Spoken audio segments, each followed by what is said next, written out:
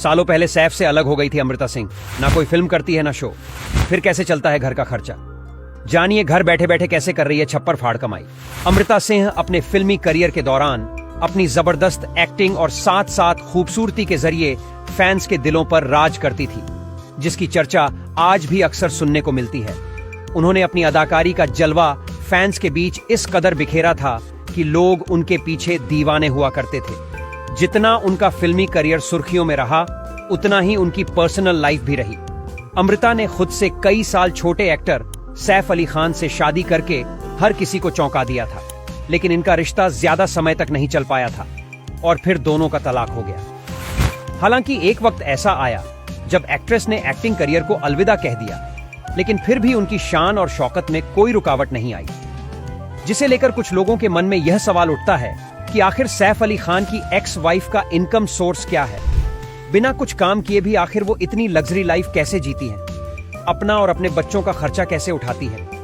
तो चलिए आपको बताते हैं सालों से फिल्म इंडस्ट्री से दूर रहने वाली अमृता सिंह की आखिर घर बैठे बैठे कैसे कमाई हो रही है। अमृता सिंह खुद एक संपन्न परिवार से ताल्लुकात रखती है।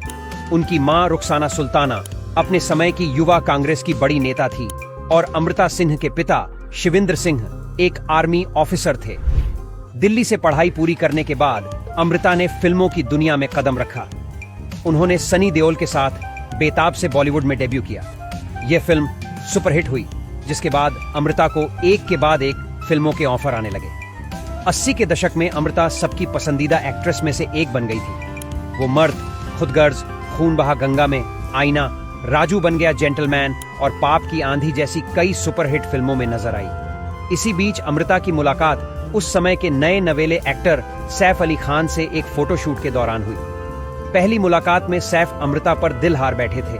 मुलाकात के कुछ दिन बाद सैफ ने अमृता को डेट करना शुरू कर दिया। आपको यह जानकर हैरत होगी कि अमृता उम्र में सैफ से 12 साल बड़ी है, लेकिन उम्र का यह फासला इनके प्यार के बीच न आ सका और फिर दोनों ने शादी कर ली।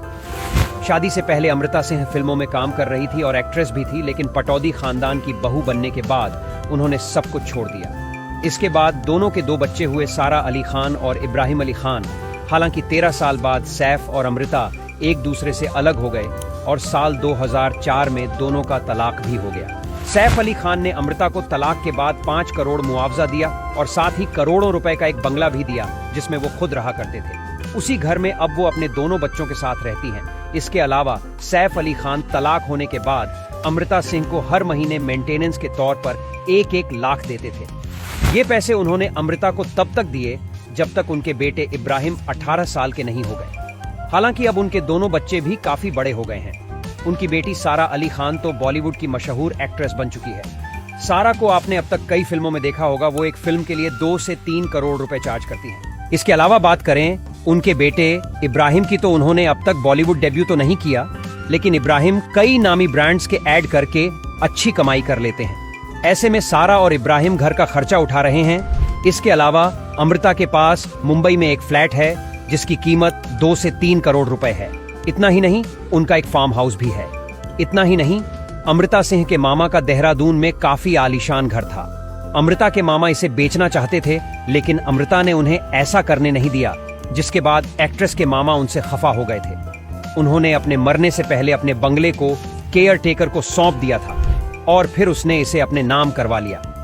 हालांकि बाद में अमृता सिंह ने अपनी मौसी के साथ मिलकर अपनी प्रॉपर्टी के लिए कानूनी लड़ाई लड़ी थी और इसमें जीत भी हासिल की थी।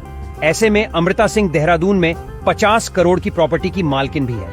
अमृता की नेटवर्थ की बात करें तो ये करीब $15 मिलियन है। तो इस तरह तलाक के बाद भी फिल्मों से दूरी बनाने के बावजूद अमृता लेविश लाइफस्टाइल जीती। वैसे आपको अमृता सिंह बतौर एक्ट्रेस कैसी लगती थी और उनकी कौन सी फिल्म आपको सबसे ज्यादा पसंद थी? हमें कमेंट करके अपना जवाब जरूर बताइएगा।